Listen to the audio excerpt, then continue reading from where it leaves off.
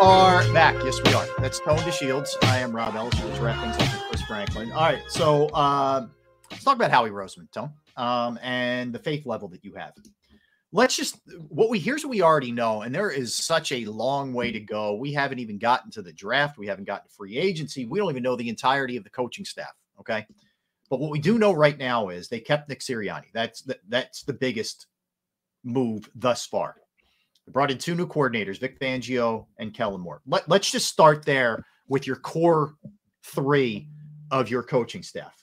And let's begin with the choice to keep Sirianni. It's a little unconventional in the sense that, you know, when you're bouncing both coordinators, it's a statement, but it's also, you know, it's a statement that you didn't believe in the people that were here, but it's also a statement and a reflection of the head coach that he's really on the clock in a lot of ways. And I know Chris wouldn't use the word lame duck, and I'm not using the word lame duck, but I'm telling you, if this isn't a deep playoff run, I'm not sure he's back.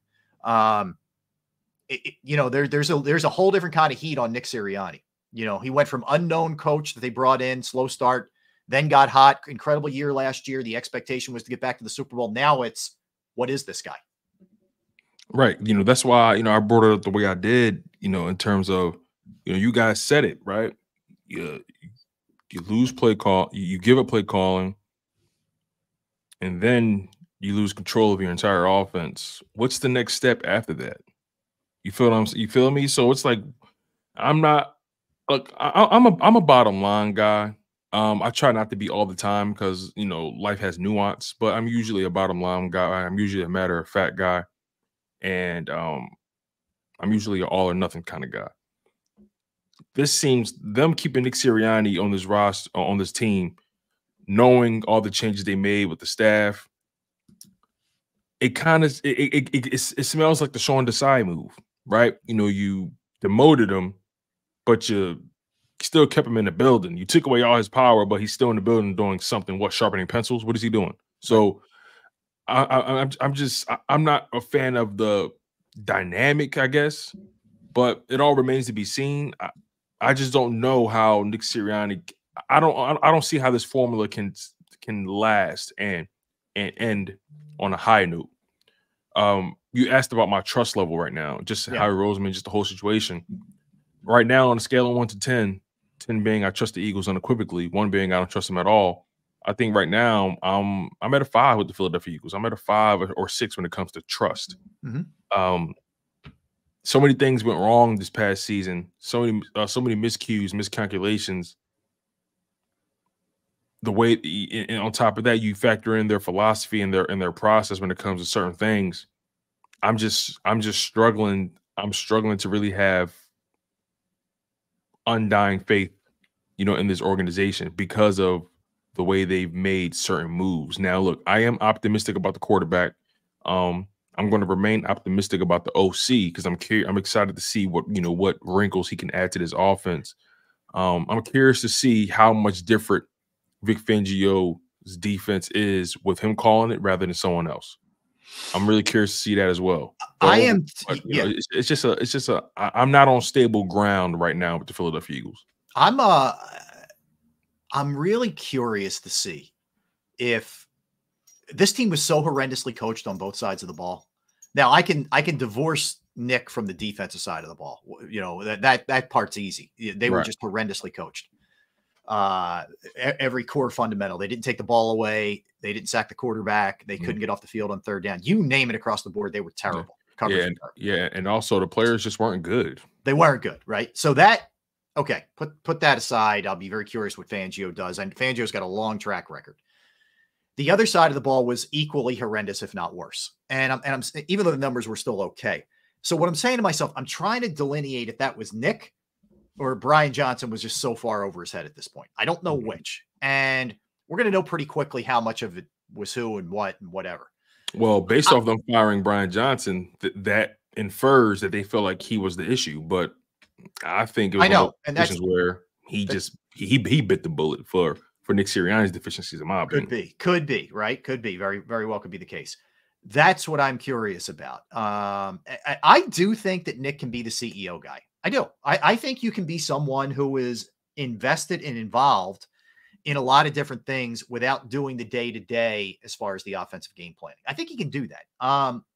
I think so too, but I guess I look at it as, right, John Harbaugh, Mike Tomlin, those guys are CEO coaches, but I feel like he's closer to the Jason Garrett side of things than he is those guys.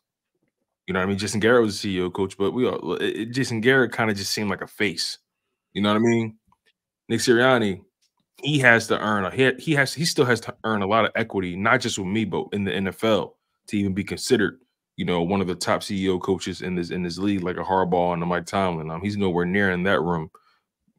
Like I said, I think he's more closer to the Jason Garrett side of things. Yeah. Yeah. Well, that's, ultimately we're going to find out. We know, here's what we know. It'll be his last year if that's the case. If he is a Mike or a Jason Garrett type, he'll be gone, or even Mike McCarthy for that matter. But he'll be out of here. I don't think that ultimately that's going to be the case. I think the biggest thing, I think there's two very different jobs on both sides of the ball. Kellen Moore's job is to get Jalen back to being his best. And if he can't do that, all of it crumbles into the ground, into the abyss. It's over. Like, Nick's gone.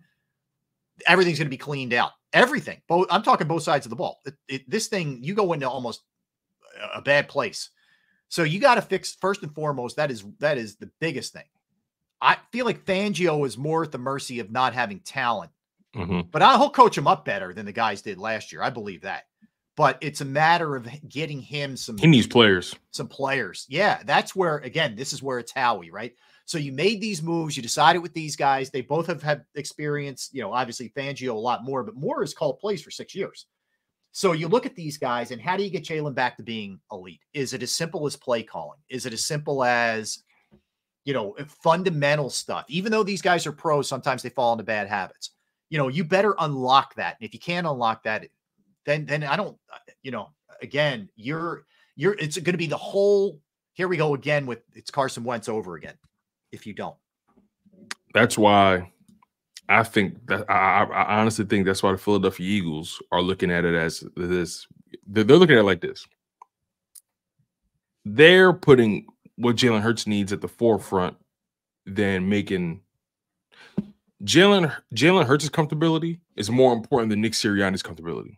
So they're going to do whatever they feel like they need to do to make sure they get the most out of that quarterback, because in their mind, they've already thought about what you just said. Yeah. We can't let this be another Carson Wentz situation. That's sitting in the back of their minds. That's Jalen Hurts, the second quarterback they've given this kind of money to over the past 7 years, or over the past 10 years. Within a 10-year span, he's the second guy they've given this kind of money to. So they know damn well they can't afford to blow this. They know that. They know above all else, they cannot blow the quarterback position. That's why I think Kellen Moore was brought in. Not even just Kellen Moore. That's why I think they Sirianni's entire staff, and they brought in somebody with legit experience. And it begs the question, why not do that in the first place? Why not? When Shane Steichen left, why didn't you seek someone who had legit play calling experience on the NFL level? That worries me, because it was contradictory. It's weird to me. Like, what you had to go through this to know that, okay, maybe you should put some experience, with your $255 million investment. Yeah, it's common sense. It worries me that was your judgment. Like, you blew it on both coordinators, and I'm sure Nick was all in. I'm sure on those guys, and that's fine. But ultimately, it's your call. It's your call, Howie, and you couldn't recognize that. Either Brian Johnson wasn't ready yet. Sean Desai just wasn't the guy. Matt Patricia wasn't the guy when you pulled that desperate move. That should have Eagles fans skeptical. All of that whole thing, that we had to go through that last year. And then that begs the question, right? Did Nick Sirianni have more influence over his coaching staff last season, hence why they felt the need to strip him of those duties this upcoming season? Is that I think that's something we have to consider, right? I'm not saying Howie and Jeffrey Lurie had no hand in, the staff going into, Brian Johnson, Sean Desai, but what if they said, "Hey, Nick, we're kind of behind the 8 ball here. We were in the Super Bowl. We're going to let you pick your staff, and then we'll sign off on it." You know what I mean? Yeah. What if that? What if that was the case? And then they looked at it as, Nick, you dropped the ball completely with this. We're taking over. When we're completely overhauling that coaching staff. I think, I don't know. It's something to think about. Where do you fall on that? Here's where I fall on it. I think they didn't give Doug any say on anything really, and I think they felt like with Nick when he wanted Gannon, he wanted Steichen, and I think they gave him. Well, Gannon was hired before Nick. Believe it or not, Gannon was hired before Nick. Was he? Yeah. Yep. I confirmed that. I was talking to John McMullen about that recently. Fair enough. And, fair enough. Yeah. But he did want Steichen though. That's a fact. He did want Steichen. But I think they gave him more say on his staff, I guess, than Doug. So I think that they wanted their coach to have a little bit more autonomy. I think maybe they felt like they sort of smothered Doug a little bit, and it worked the first time around. Okay, because they were both very good coordinators. I know everybody hates Gannon, whatever. But he was better than these guys. Yeah, he's better than these guys. But I think maybe they gave him say this last round, and then that blew up, and they were like, "Not anymore, man. Not only are we making the call here, you're out of scheming this up as well. Whoever we bring in for offense is going to make those decisions." So I think Nick is almost back in Dougville, if you will, with that kind of stuff. If you want to stay, he wanted to stay there. He wanted to stay with the team. I think that was part of the conditions. That's just me. Again, I don't know that. No. I hear you. Don't you think it's strange? Let me ask you this, right?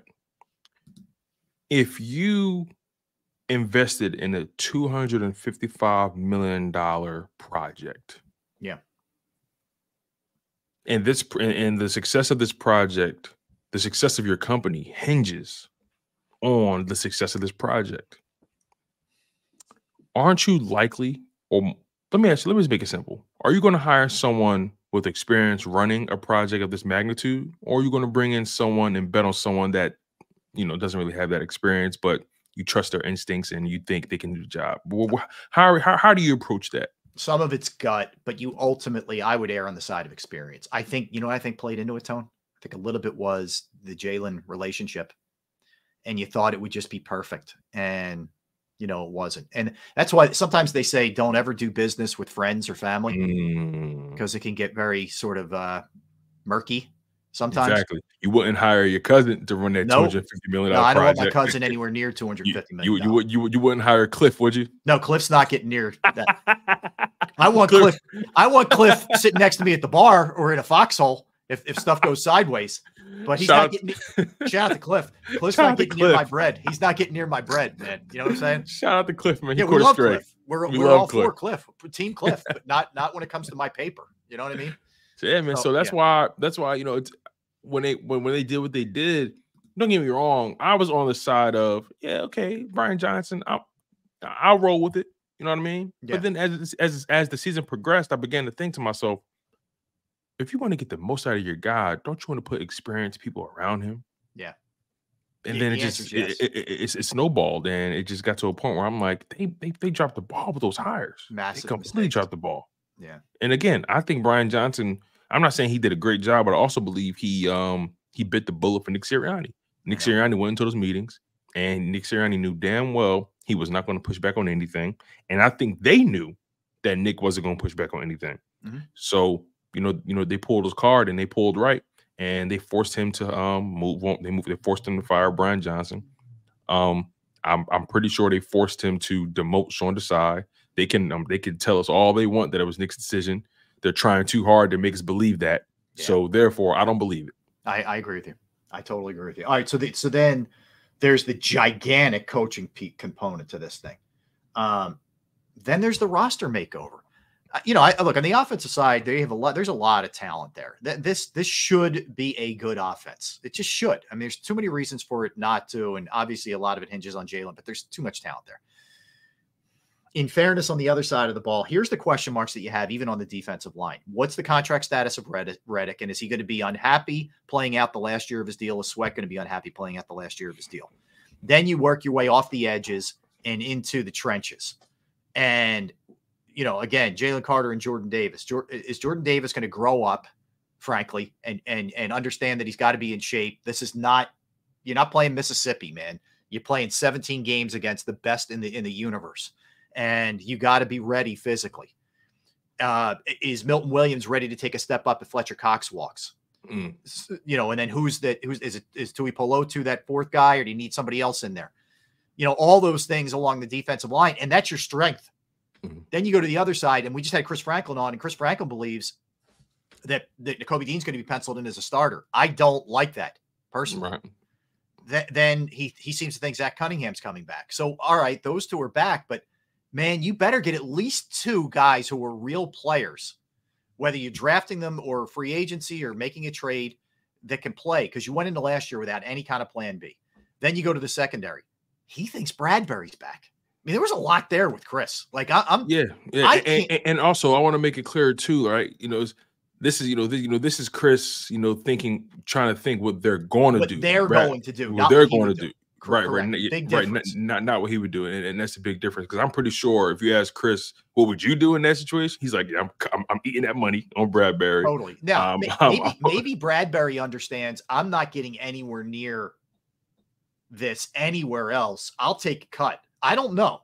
I don't know. Or I'll take a restructure and kick and defer it down the curb. Yeah. That's the best course of action. Anyway, Bradbury has to. Who's his agent? Let's find out. I don't know, but anyway you slice it, man, that is going to be a hard sell to the fans. If you're running back this secondary with Maddox, Bradbury, and Slay, it's a hard sell. Chris Coy, Vanguard Sports Group. I don't know him. But so familiar. And then your safeties, you obviously you have to get one. So now the corners are interesting because Isaiah Rodgers is there. You drafted Ringo. You drafted Ricks. What we don't know is what Rodgers is going to look like after sitting a year. What the young guys, that second year sometimes is a big leap for them in a positive way. So are they ready to take the big leap? Safety. I don't really see an answer right now, especially if Sidney Brown is out half the year. I mean, he got hurt in December. Yep. He got hurt towards the end of December. I think it was December 31st. I mean, maybe he's back to start the year with the way ACLs are now. I don't know, but can I really it was 31st is my birthday. He got hurt on my birthday. Yep, 31st. Yeah. Okay, so almost January. Maybe he gets back. I don't know.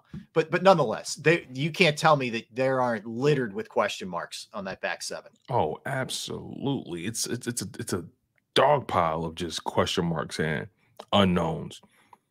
That's why when they went into that press conference and spoke the way they spoke about that defense and the linebackers, and I'm like, wake the hell up. You guys have real issues on that side of the ball. I don't want to hear about Zach Cunningham having a good year or Nicole, you still have faith in Nicole. I don't want to hear that. I want to hear you speak in such a way that everybody on that side of the ball has to earn it.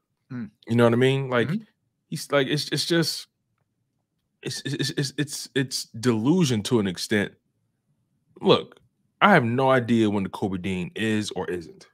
That's how annoying the situation is. He's got hurt on we two separate learned nothing occasions. from last year. I if learned anything, nothing. There's more doubt than belief because we were worried he was going to get hurt, and he got hurt. Right, and to make it even worse, that was the reason he dropped in the draft. And lo and behold, it played out exactly as such. The moment he got on the field for an extended period of time, he got hurt. It's ridiculous. And then when even when he was on the field, he didn't impress. He couldn't cover anybody. Right, he didn't stand out. You know what I mean? Didn't really make too many plays. So it's just when you think about it from that perspective, Nakobe Dean should have to earn every snap because he has to stay healthy first and foremost before I can even have an opinion about his game. Yeah. And then it's going to get to a point where the health is going to overshadow the game. Even it's going to be a point where there's nothing he can do. So I think they really need to, and I'm with Chris. They need in the first 3 picks of that draft, they got to draft the linebacker. I think the first 2 picks in the draft should likely be corner, linebacker, or best available. Like they need talent on defense. So I'm willing to go best available on defense in that first round. I'm with you. I'm with you. Yeah, that could be anything from corner to edge. I'm not going D tackle again. I'm not. No, not that. Not doing that at all. Yeah, at certain positions, I'm with you. And traditionally, I don't care what the precedent has been. You need these positions now. This is the kind of off season where you got to buck your precedent. You got to get out of it. Yeah, you can't just chalk it up to a bad year. You have been getting away with missing on some positions over the years, and now it got you. Because this is what they've done. They've missed, and they try to supplement it with the free agent hire. And then we bite that and say, oh, we're excited about this new guy. But obviously, we know that guy's not a long-term answer.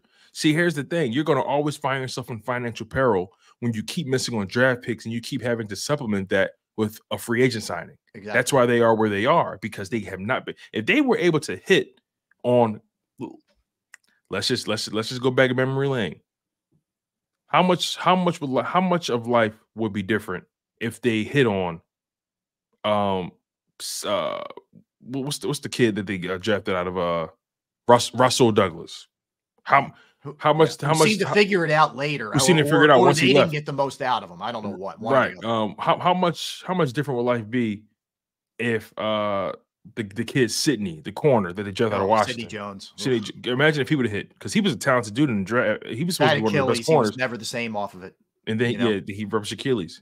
Never the same. Nope. How much different would life be if Davion Taylor became a player? Yeah, I mean, there's a lot of what ifs. You get what I'm saying? Yeah. So it's just they were miss after miss after miss, and they've been chasing this white whale on defense, and they can't figure it out. They can't figure it out. So they cannot continue to put themselves in positions where they're missing on defensive draft picks, and they got to find a free agent. They're burning money. Mm-hmm. Yeah, I agree. And what happens is when you do that, you end up having to make trades and sign free agents who are costing you either assets that you have to give up or more money than if you just drafted the guy and got it right. Right. And then your defense is always on borrowed time. Yeah. Always. You're never going to have a foundation on defense ever if you're just going to primarily fill it with mercenaries. Right. Fill it with free agents. It's not a sustainable formula. I feel like every team on both sides of the ball, you have to have at the very least,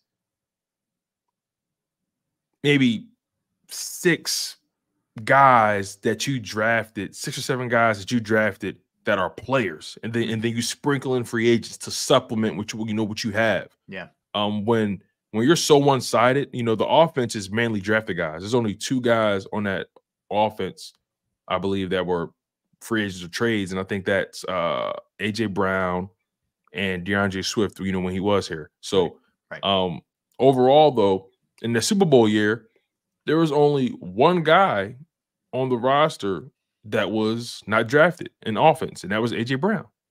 So on defense, how many guys were former free agents or trades? You got Kaiser Reddick. White. All right, let's go. Reddick. Kaiser White, Hassan Reddick.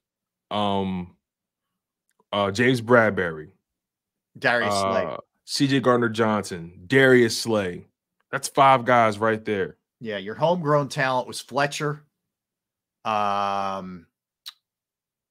Jordan Davis. Jordan Davis was on the team, right? Oh, I forgot Hargrave. That's 6 guys that was Hargrave was a free agent from the Steelers. So your defense was in that Super Bowl team, 6 of your 11 starters were free agents. TJ Edwards was kind of homegrown. You know what I mean? He didn't right.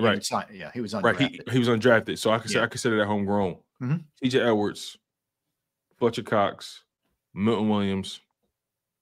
And he wasn't even really a starter. Davis, but I get, your point is a ton of more than half of your defense was free agents. Yeah. How many of those guys are still here? But that's the problem too, Tone. Like the good news is Howie usually bounces back after a bad season. But the bad news, the bad news of that is, like, let's take the 2017 championship team. Mm-hmm. He went on a heater in the offseason like we've maybe never seen. That whole team was free agents, if you think about it. He signs Foles, which turned out to be the most ingenious move ever, as he sits there as Carson's backup. LeGarrette Blount, who absolutely was huge for them.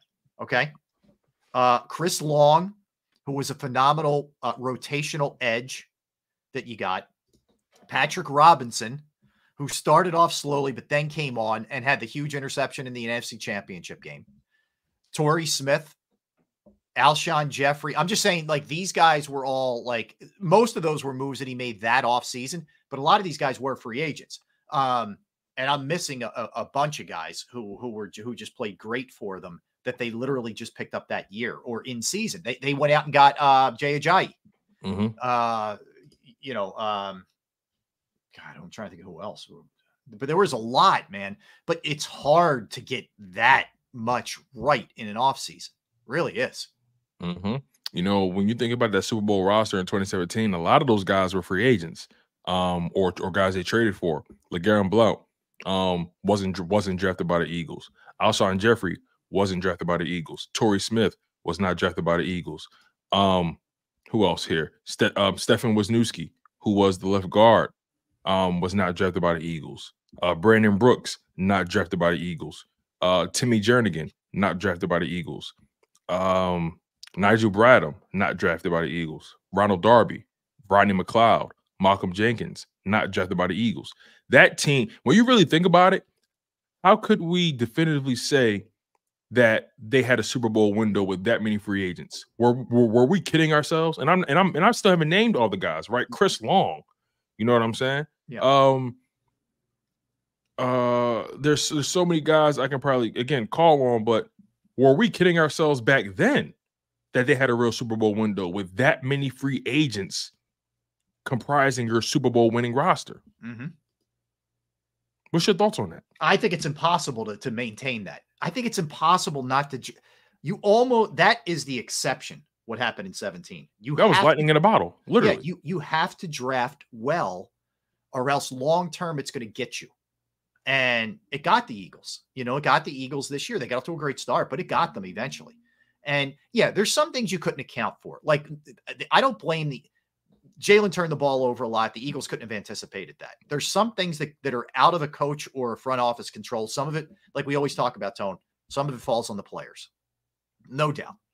But you can't tell me, if we sat down Howie Roseman and I said to him, did you give whoever you want to call the coordinator last year, did you give them enough talent on that side of the ball? I think the honest answer would be no. We need to do a better job. We need to upgrade. So you have a good amount of picks this year. You're set up kind of nicely as far as that goes. You're in okay cap shape. You need to upgrade this thing in a big way, big time. Absolutely. And to your scenario about sitting down with Howie Roseman, he's a lawyer, so he'll find a way to spin it. He'll say something like talent. What does talent mean in the context of this conversation? He'll say, well, we have a Pro Bowler here, a Pro Bowler there, former All-Pro there. I mean, sounds like talent to me. It's like, and that's what he did in that press conference. I know. I understand what you're saying. But again, when I bring up the roster and the sustainability of it all, yeah, right. A lot of things didn't go right this past season, but just independently, just more so dissecting their mindset and their philosophy about team building, I think they need to revisit how they build, in particular, a defense. They drafted that whole offense. Yeah. The defense, they need to go back to the drawing board and figure out, okay, what are we doing wrong? This two-tone could be an area where you address this with changes potentially in your front office. Why have we struggled so much identifying defensive talent coming out of college? Maybe the people who are in place need to go, and maybe somebody else needs to, make those decisions. Maybe we need to change the front office. Like we always look at it from a coach's perspective. Maybe from a front office perspective, Howie's got to do some things with the people beneath him and change some things up. Yeah, Ziggy, thank you. Yeah, we talked about it earlier. He's going to stay in Seattle. Unfortunately, thanks, Ziggy. We appreciate it, my friend. Yeah. So you're absolutely right. That was thrown off a bit. Overall, in terms of your college scouting, maybe isn't where it needs. Right, exactly. What if we're in a situation where we have scouts saying, "Hey, Howie, this is the move you should make," and he's saying, "I think I like this guy though," and then he pulls the trigger on the guy he likes. I know that's the part that ultimately you don't know. I know we've heard the stories before, not just with the Eagles, but where scouts are banging the table for a certain guy saying, this is the guy.